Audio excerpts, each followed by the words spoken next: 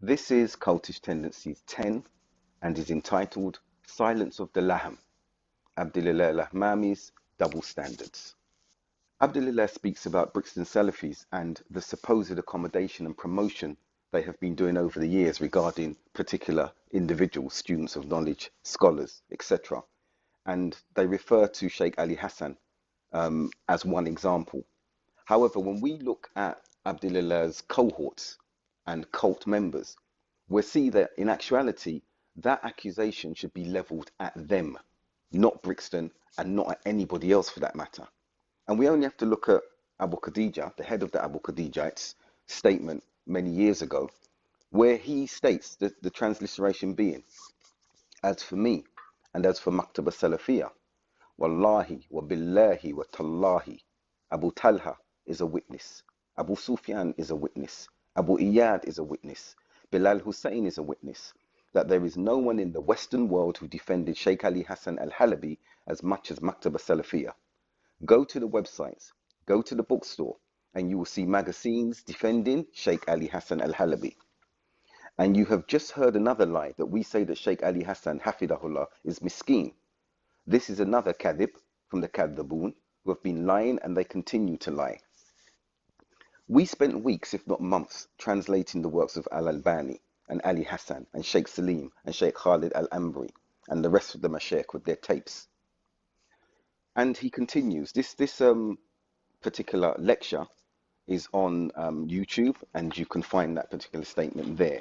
So while accusing Brixton of going to excesses in accommodating, promoting and defending Sheikh Ali Hassan, Abul Hassan and others, it's clear that they have gone to excess in this. And this is a problem with this particular cult. And it was mentioned in the last Cultish Tendencies 9 and previous before that, that they go to excessive praise and gulu of individuals that are with them. And when the reality of them becomes clear and those mashaykh leave them and start to warn against them, they go to the other extreme in denigrating and belittling these shuyukh and try to gather evidence and support from their small circle of scholars that they continue to go to.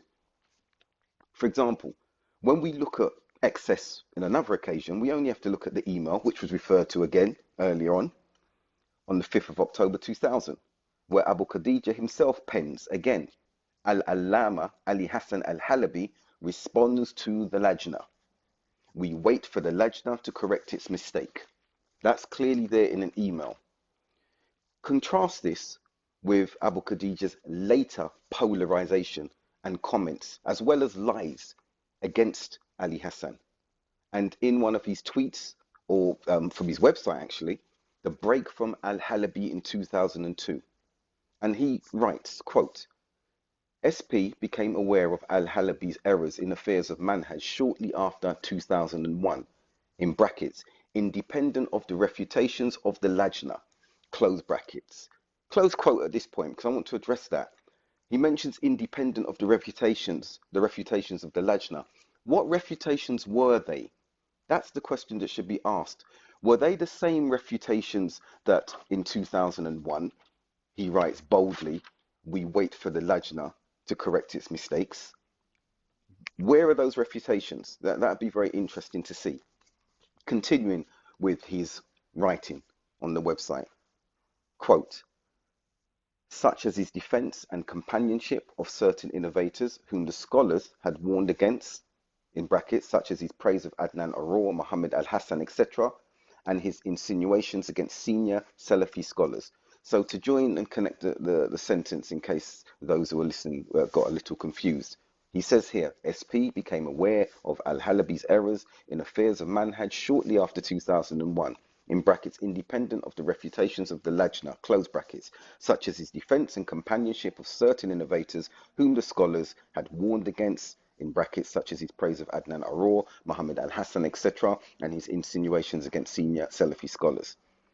Now, the question must be asked here, doesn't the Lajna comprise of senior scholars? So in that statement about insinuations against senior scholars, the Lajna comprise of senior scholars, but Abu Khadija only in 2000 was questioning and saying that they were waiting for the Lajna to correct its mistakes. That wasn't an insinuation. That was a direct disrespect from Abu Khadija and by extension Salafi publications regarding that. But it's clear at that time there was no problem with Ali Hassan. So their excessiveness was such that they would make such outrageous statements and requests and demands. We wait for the legend to correct its mistakes. But now Ali Hassan is making insinuations against senior Salafi scholars. But when Salafi publications do it, there's no problem, according to their cultish tendencies. Abu Khadija continued, stating the Salafis, who had understanding of the manhaj, realized Ali Hassan al-Halabi and those with him were deceiving the people and the Salafi youth in the West and raising large amounts of money in the process through seminars at Brixton Mosque, Luton CTI, and through QSS in the USA, for which they received criticism. Going back on that statement now, the Salafis who had understanding of the manhaj. This is quite a strange statement because Salafis who don't have understanding of the manhaj, they don't call them Salafis. They call them Qutubis, Ikhwanis, Thururis, Dajjal, everything else except Salafis who don't have an understanding of the manhaj. So that's a very strange statement, as though they're the ones who understood the manhaj. Okay, continuing. Another point that we need to look at. They talked about Sheikh Ali Hassan and those with him deceiving the people and the Salafi youth in the West. Now, a statement has to be made in this regard because I don't think it's been challenged. That's a clear lie, because in contrast, those who are deceiving the Salafis and the people in the West are none other than the Abu Khadeejite cult, and we will look at that very shortly. When looking at this deception of Sheikh Ali Hassan, what was it?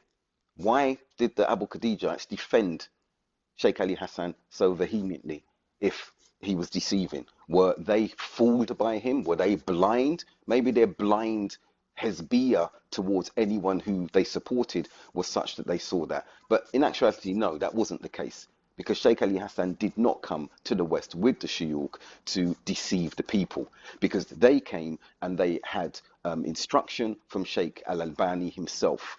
And those of us who were interacting and engaging with the Jordanians for many, many years were communicating with them and indirectly Sheikh Al-Albani. And there's evidence of that, right down to Brixton Masjid being purchased and the advice of Sheikh Al-Albani in that regard, particular institutes that were set up at that time by individuals, and Sheikh Al-Albani giving advice at that particular time. So that is an indirect insinuation, if you want to use the word insinuation, as Abu Khadija has done, that Sheikh Al-Albani had his students coming over to deceive students and Salafis and people in the West, which is a lie and an outright slander to write such a thing.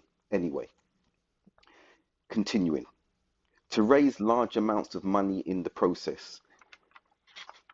This is an interesting point, because if you would like to know what sort of money they earned at Brixton, for sure, I'd be happy to disclose that.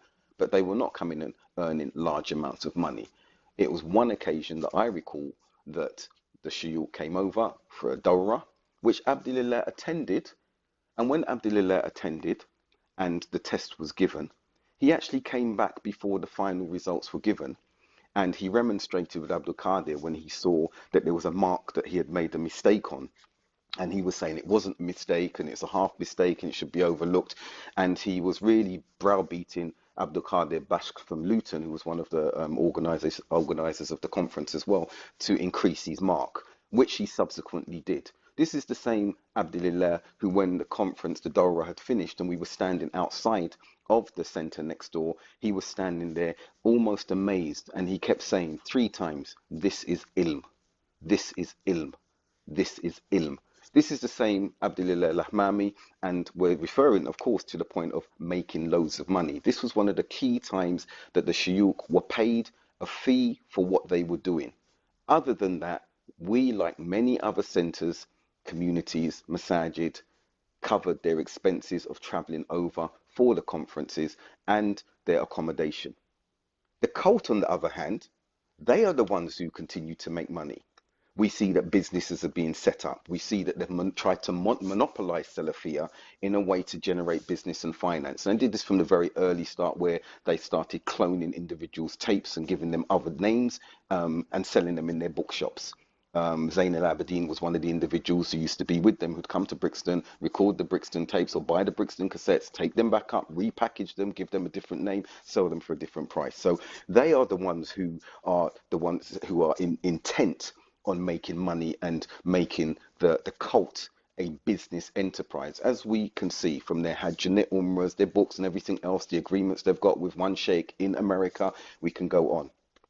Anyway, as I've said, repeating, it's the cult that continues to deceive the people. The recent CCTV footage of Naveed and Abu Sufyan and others sitting in an estate agent's in Reading talking about the revelation that Naveed's brother and brother Khalid had stolen and misappropriated some finances and what they were going to do about that. And you see Naveed explaining this and Abu Sufyan picking through his beard, listening intently. So this is where deception was there. The CCTV footage was released, it's on YouTube, and that was clearly seen. Also, the allegation against Hassan Somali in America, misappropriating funds from the sale of a masjid or a building, and that money not being reinvested into the community.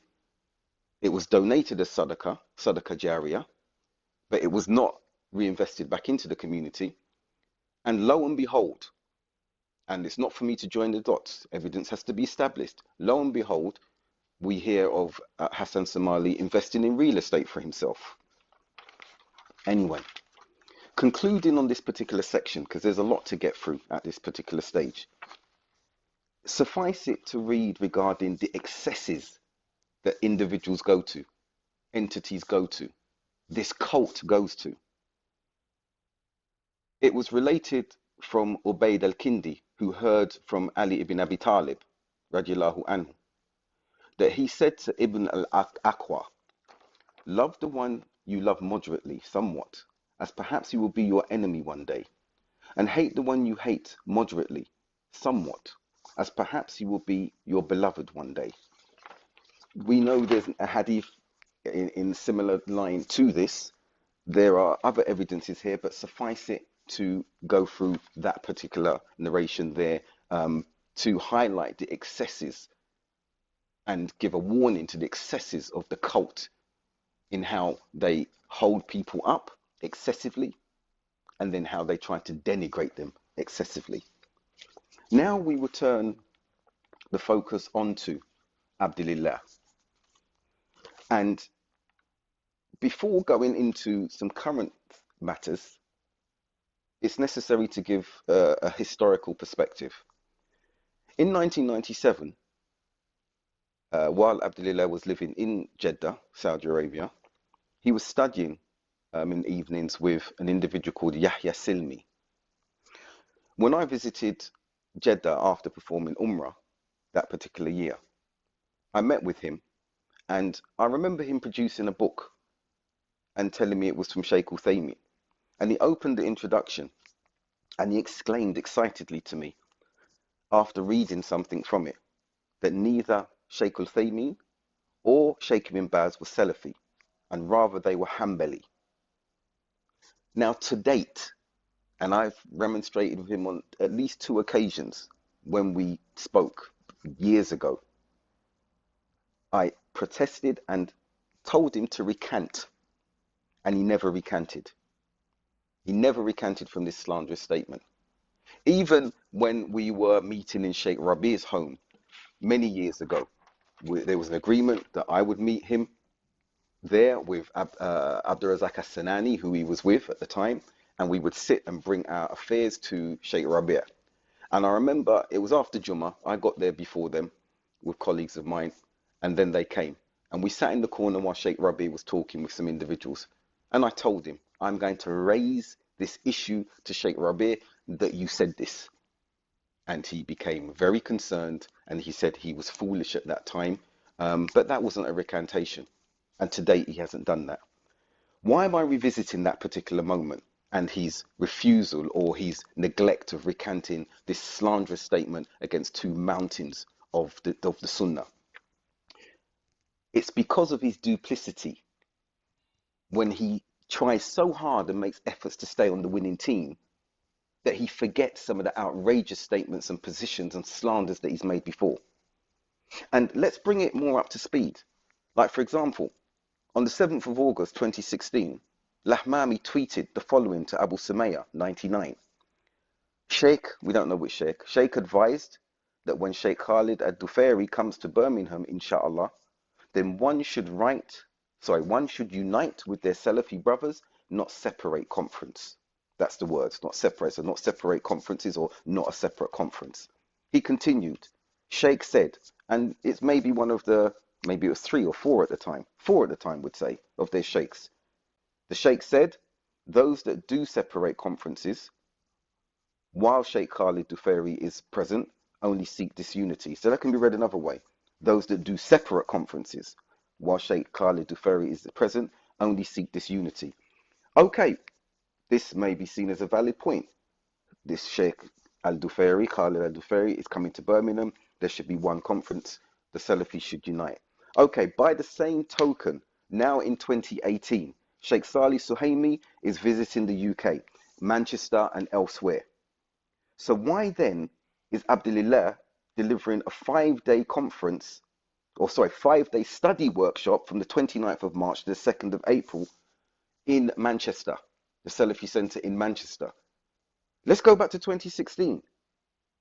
Abdulilah has tweeted, Sheikh Khalid Dufairi comes to Birmingham, everyone should unite, there should be one conference with the Salafi brothers. The Sheikh said that those who separate while Sheikh Khalid is present only seek disunity. Okay, now put the shoe on the other foot. The ball is in the court of Dr. Abdulilah Lahmani and his colleagues.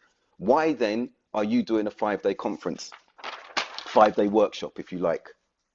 Isn't that calling to disunity? Isn't Sheikh Saleh far more senior than Sheikh Khalid Dufairi? Is it because Sheikh Salih speaks out against your cult, like so many have, and continue to do so? Are you, Dr. Lahmani, at a level even close to that of Sheikh Saleh? Where is your humility? Where is your shame or your embarrassment? So you're not shamed in that particular area to do this 5-day workshop. And this happens, listeners, this happens on so many occasions. You see shuyukh coming from Saudi and elsewhere going to Birmingham. Okay, they're going to Green Lane. But then you see in Wright Street a wrong happening, in that there are no shuyukh going there, and you have the usual suspects, the Abu Khadeejite clan members. On the podium, Dr. Abdulilah, the last name at the bottom, even though he's got his PhD, delivering their talks. How is that? Is that unity? All of the shuyukh going to Green Lane, for example, are bona fide scholars on the whole. And there's not one single scholar or student of knowledge among them, bona fide student of knowledge. Abu Hakim didn't graduate. Now, you have no shame, and they have no shame in these instances. But there is an element of shame that Dr. Abdulilah does have when it comes to his personal affairs in studying. And we won't bring personal affairs, I'm talking about studying at this particular instance. So, for example, he performed tadlis when he admitted to mention one of the supervisors in his studies. He only thanked one of them, Professor Paul Starkey, and he omitted Professor Daniel Newman. Professor Daniel Newman, why? Let us examine why he omitted to mention Professor Daniel Newman. And then we will look at the double standards that are there. Who is Professor Daniel Newman? What has he written? He is the author and translator of some works of erotica material, and none other than the Rafidi heretic arch-enemy of Ahl Sunnah in Baghdad, Nasser at-Tusi. So before we go into the details here, let's look at what is said concerning the characteristics of people who behave in this way. That there's a double standard, there's a duplicity, that they will say, if you are with such and such, you are astray. If you study under such and such and do not correct them or move away from them, you are astray. But with his PhD, he has an individual who is a translator of erotica from the Rafid Shia, and also a translator of Nasser at-Tusi's books, his works. Sheikh Falah al-Ismail stated, those who have this shiddah, you see them with the non-Muslims, the fusaq and the grave worshippers, so soft and meek. By Allah, if he goes to a sinner, rather to the kuffar, ahlul bidah and grave worshippers, mashallah, what is this softness, kindness and compassion here? So there's a softness and a sort of camaraderie that he had with his professor. Let's look and let's start looking at this professor and his works. Lahmani accuses SalafiManhaj.com of using vile language. That's what he accuses them of. But yet when we look at the translation from Professor Newman's works, page 50 of his book entitled The Sultan's Sex Potions. That's the title of this book. The Sultan's Sex Potions, Arab Aphrodisiacs in the Middle Ages. Nasruddin at-Tusi. Okay. Translated and introduced by Daniel L. Newman, his professor. So, what is in this book? Quote, the second is a Catalan work entitled Speculum al-Foderi. In English translation, a mirror for the effers. I'm not going to swear and use the word. Also we see, and it's going to get a little explicit here to highlight the nature of Abdulilah's professor and why he did tadlis and didn't mention his name. But yet he goes on to do rudud, refutation, lie, find angles and avenues to slander communities and individuals. But he hides this reality about who he studied under. Page 122 of At-Tusi's book that was translated. As I said, it's going to get a little sensitive here. Descriptions of medicines that when inserted by a woman prevent pregnancy for as long as she uses them and make her vagina as tight and hot as a young girl's. Close quote. This is not me making this up. This is translating, and it's being translated explicitly so that I'm not sugarcoating it. This is the Deen, and these things need to be made clear. Page 44 of the same book, going back earlier in the book, the same notion underlay views of the lesbian sexual experience, which, in addition to entailing friction, as the terms for it indicate, sihak, musahaka, which means to grind, was thought to be penetrative by the means of dildos, close quote. Now, again, why is this being read? Why are these excerpts being read? Because an individual, a professor that translates the work of Rafidi heretics like At-Tusi and then can supervise an individual who's holding himself up to be one of the leading lights of the Abu Khadeejite cult in the West. How come? Where is the shame in this? Where is the silence from Dr. Lahmani knowing that he studied under such an individual? How is it such that the double standards can be in this particular instance with Dr. Lahmani? We haven't seen him refute or disassociate from Professor Newman. We didn't see him choose an alternative supervisor, as those who have done PhDs know that you can do. There should be a lesson in this for him and the cult. And drawing to a conclusion now, the cult should look at something and their members, that they have got to avoid elevating their cult leaders above their station and no longer being fooled by them. I doubt that's going to be the case. You know, you have these die-hard keyboard warriors and warriors looking around to see who's refuting them and coming back with their venomous statements. If it's a tweet, if it's a comment on YouTube, very immature. They've got nothing else to do. But the advice to them is you've got to stop elevating these cult leaders above the station that they have. I said in CT9 that you would see soon that these individuals, these cult leaders, will be referred to instead of the shuyukh. And while that hasn't happened in totality yet, we have got individuals calling them sheikhs, shuyukh. So looking at a tweet here, 10:24 p.m. on the 18th of March, you have an Abdulaziz Athari responding to an individual saying, my brother, I advise you to visit the ulama, Sheikh Rabi', Sheikh Ubaid, Sheikh Abdullah al-Bukhari, and ask them to clarify the issue to you. If you aren't able to visit the mashayikh near to you, Sheikh Khadija, Sheikh Abu Hakim, Sheikh Abu Iyad, get clarification. So if you aren't able, I think it means if you aren't able to visit the real mashayikh in Medina, then visit those near to you, Sheikh Abu Khadija, Sheikh Abu Hakim, Sheikh Abu Iyad, to get clarification. Then you see in another tweet the same individual who's talking about within Sheikh Rabi's house. This is on March the 20th. Within Sheikh Rabi's house, they tried to convince the Sheikh against the Salafi brothers at Salafi pubs. Is that not evidence? That is mentioned in this article and also an earlier article of Sheikh Abu Iyad. So Sheikh Abu Iyad is mentioned there. The milkshake. You've got Sheikh Abu Hakim mentioned again. Sheikh Abu Khadija mentioned again.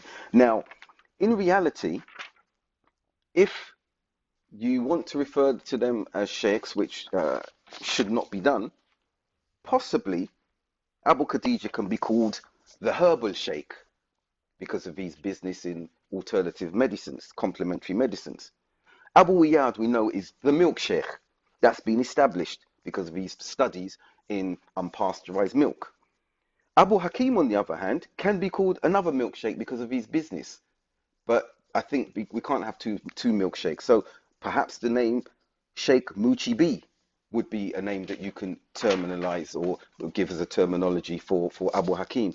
And then Dr. Lahmani, we wouldn't call him a sheikh as such in this particular instance, but based on the evidence and based on his professor, he could possibly be called the student of erotica. However, they are certainly not sheikhs in the scholastic sense of the word, and that needs to desist at this particular point. سبحانك اللهم وبحمدك أشهد أن لا إله إلا أنت أستغفرك وأتوب إليك.